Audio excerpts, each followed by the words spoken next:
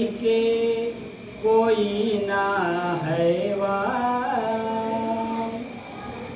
सृष्टि के कर्णधार खातिर भरल काहे नफरत दहेज खातिर बेटी हो खतारी बलिदान।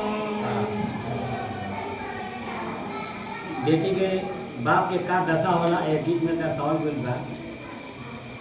निक नहीं खिलागत अब भर पेट खाना, निक नहीं खिलागत अब भर पेट खाना दहेज के लोभ से भरल बा जमाना।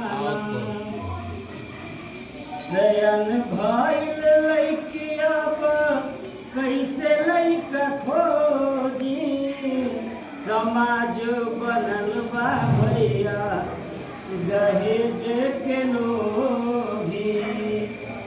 सयन भइल लइकी अब कैसे लइका खोजी, समाज बनल बा भैया दहेज के लोभी।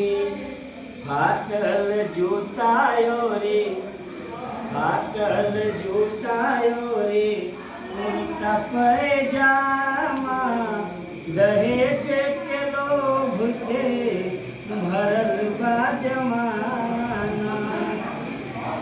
दूसरा अंतरा में कहता कि बेटी